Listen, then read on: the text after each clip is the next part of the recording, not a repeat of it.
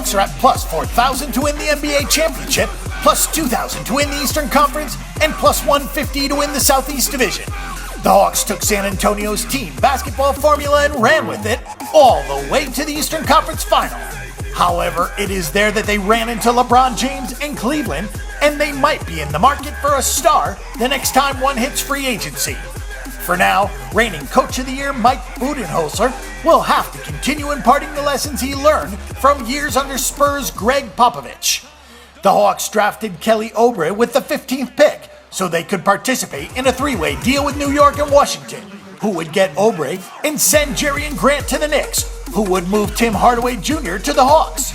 Atlanta also received 2 future second-round picks from the Wizards as they bolstered their depth. And they also got Tiago Splitter from San Antonio for the rights to Georgios Printizis. The Hawks did lock up Paul Millsap for 3 years, costing them $59 million, but they lost DeMar Carroll to Toronto. Atlanta was second in the league in assists behind the champions from Golden State, and they're a balanced squad with 6 players scoring at least 10 points per game. It's all about the ball movement until you get a good shot for the Hawks, who also bolstered their depth in the offseason with Hardaway Jr., and that was necessary because you're not likely to get another season like last year from 34-year-old Kyle Korver. The Atlanta Hawks lost their best wing defender in Carroll, who was injured in the playoff meeting with the Cavaliers, and it showed as Atlanta had no one who could disrupt James, and now the onus is on Thabo Sefolosha to provide that. However, he was injured too in an unfortunate incident with police, and he might have legal issues to deal with. But the Hawks' biggest problem is something that cannot be fixed right away. Al Horford and Paul Millsap are both very good players, as is Jeff Teague, but they don't have a star that can put the team on his back when needed.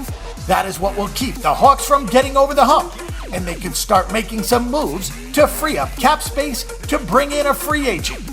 Atlanta can win the Southeast, although Washington should be improved with a healthy Miami team that is scary good, featuring Chris Bosh, Goran Dragic, Luol Deng, Dwayne Wade, and Hassan Whiteside in the lineup.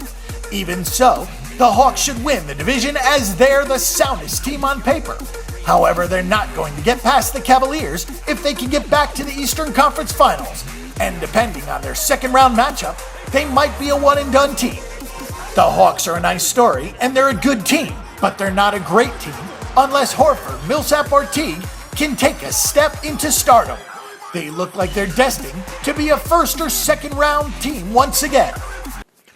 For more Atlanta Hawks betting information and statistics, check out the Bang the Book Betting Center. And don't forget that the Bang the Book Betting Center is your best resource for sports betting information before you make your weekly assault on the sports books.